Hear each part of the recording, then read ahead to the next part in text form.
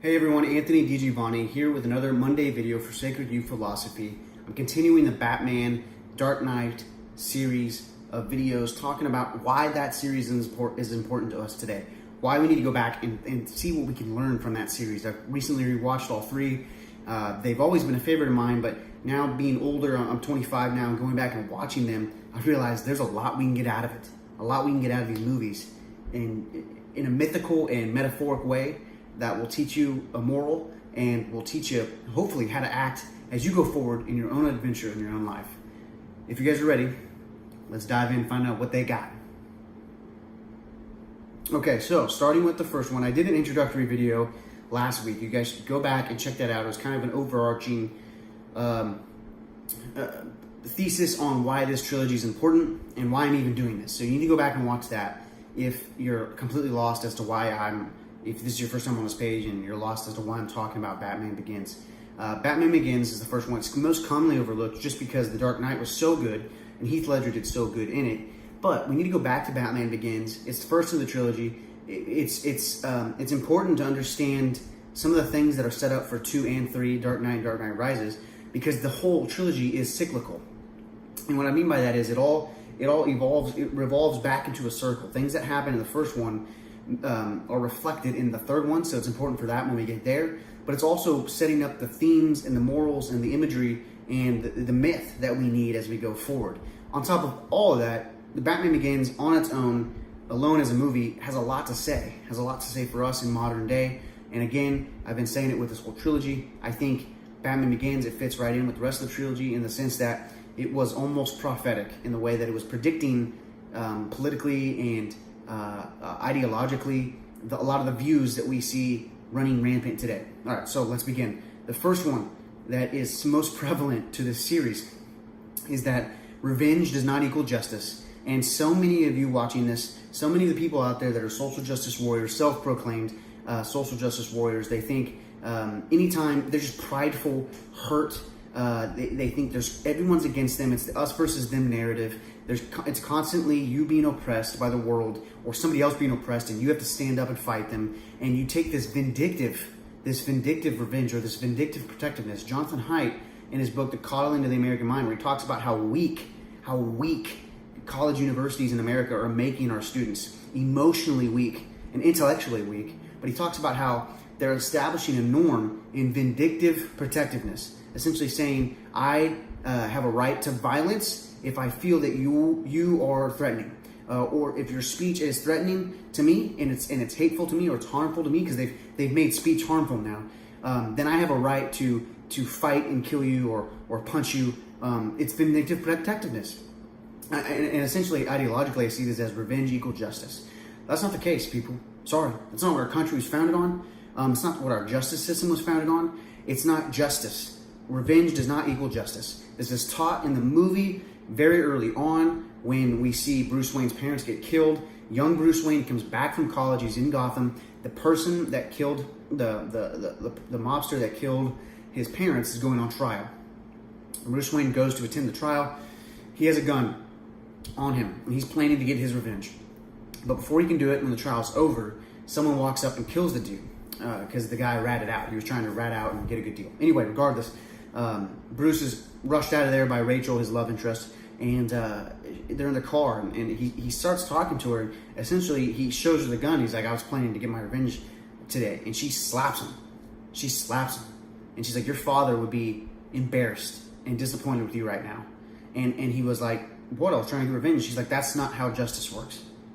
And essentially, it's a reflection of adolescent ideology. What I mean by that is you're thinking like a child. It's just adolescent to think like that.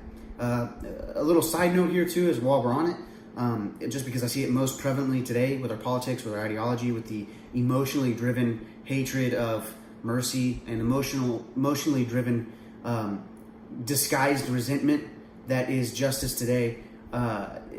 It's not in the movie, but there's a little common theme in our court systems, in our justice systems of America, that says you are innocent until proven guilty. So it means if you're not proven guilty, then you are exonerated and innocent. That's how justice works, people.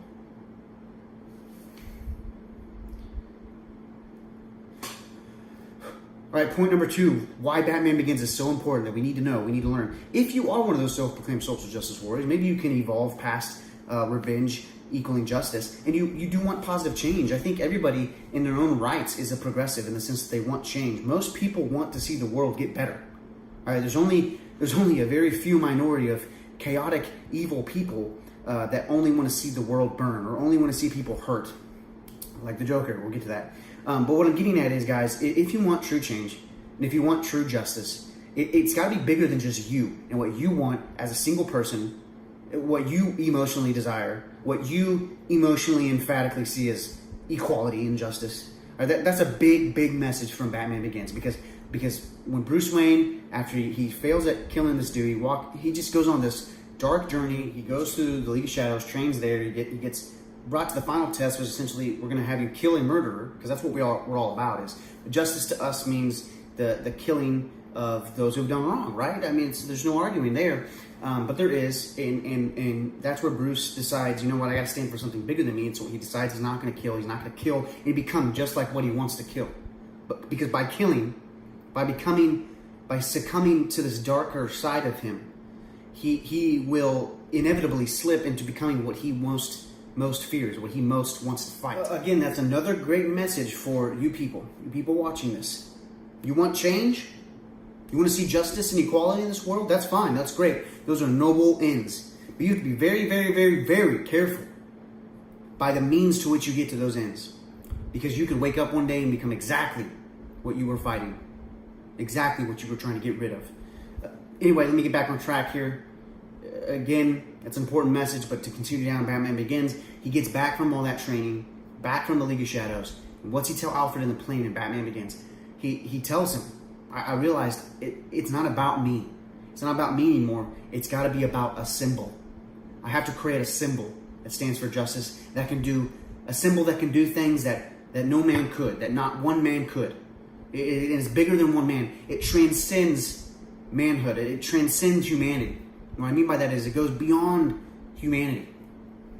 Carl Jung, famous psychologist, he and most commonly misunderstood, but he dove deep into religious symbology. He dove deep into alchemy. I've read some of his stuff, and some of it's indiscernible. You can't really understand it. But one thing he did say that really hit me hard was that religions will lose. The day that religions will lose is the day that they stop putting importance on their symbology. The day that they stop putting importance on their paradoxical symbology, symbols.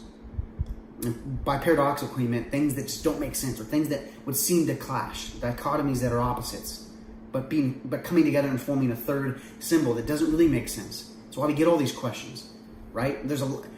Religion sometimes wasn't meant to be fully understood in a fundamental way, but was meant to try to push the limits of your very understanding to a paradigm shift, to a paradigm shift in your consciousness, but a paradigm shift in humanity's consciousness, in the terms of what we could discern, what we could decipher as symbols, to create action. Again, getting back to symbols are not always articulated, so they often motivate more action than they do words. And I think that's what Batman was getting at, Bruce Wayne was getting at, in the writers, Chris Nolan and Jonathan Nolan of Batman Begins, were getting at when they said he's got to be a symbol. And again, just a little sidetrack here, Slavoj Zizek, or the Russian Marxist philosopher, I think he's great. I'm not a big fan of what he's saying, but I watched a part of his documentary that he did where he's critiquing the Dark Knight or Dark Knight Rises. He's critiquing one of them, and I think it's Dark Knight. At the end, I don't know if you guys remember, if you haven't seen it, spoiler, sorry, but at the end, Harvey Dent becomes evil, becomes Two-Face. Batman takes the fall for him and goes into hiding. And Slavoj Zizek, this philosopher, was saying basically, well, this is them putting importance on lying, and that America is built on a lie.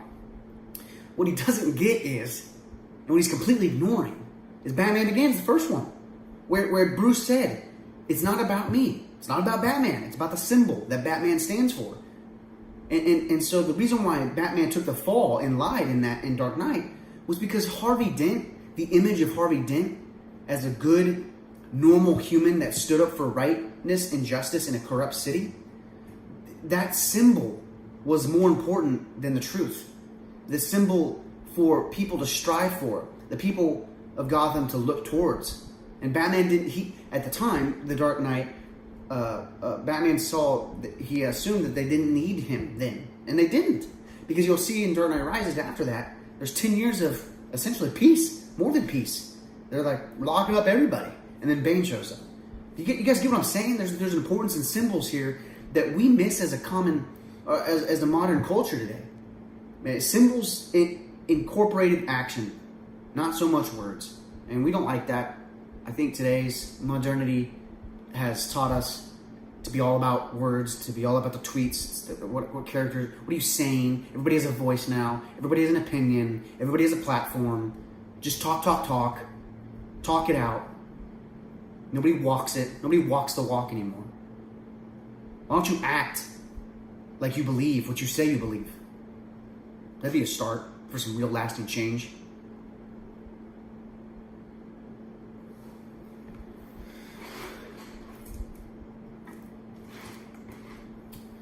Okay, sorry, I'm getting fired up, but leaving on a positive note, there's one last thing that I want to say that we can take away from Batman Begins. I could probably do more of this, but I'm trying to keep this short.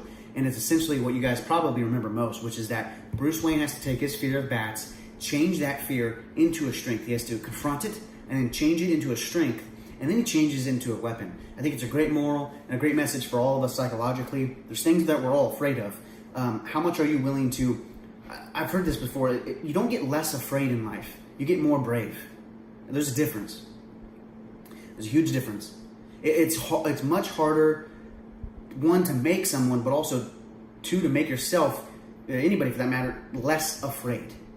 Less afraid of anything, right? If you're afraid of spiders, it's hard to get less afraid. But what you can do is become more brave, more courageous in facing those fears. All right, guys, those are some quick, off the top of my head, things that we can take from Batman Begins, the movie. It's just 1 out of 3, so we got 2 more videos to come. I might do more than that. I don't know right now. Again, if you guys are completely lost here at the end of the video, hopefully you liked it, but I would encourage you to go back and check my first video from last week in this series, talking about the overarching trilogy, why I'm doing this trilogy, why it's important. Again, I'll say it here, I'll reiterate it here. I think there's a lot of metaphoric truths that will lead us to morals that we can stand by in today's modern age via Batman. I know it might seem silly, but comic book heroes are the myths of modern America. America doesn't have a myth. Most cultures around the world have a myth. They have myths that talk about the origins of their country and how to act as countrymen of those countries. America doesn't have them. What we do have is comic book heroes. That's why Marvel's so popular. It's why Batman's so popular. And I think Chris Nolan, the guy that directed the Batman, the Dark Knight trilogy, and his brother Jonathan, who helped him write it, they knew that. And those guys have always done psychological stuff that was deep and layered with meaning. And Dark Knight Rises, that whole series, Dark Knight series, is it does not hold off on the layers of meanings in its film. So I'm going to keep digesting them, keep dissecting them for you guys. Hopefully you like it. Comment below if you've seen Batman Begins, what you thought of it, and what you think of this video. Please like and share. And as always, guys, subscribe if you haven't subscribed. New videos every Monday. I appreciate you stopping by, and I will see you later.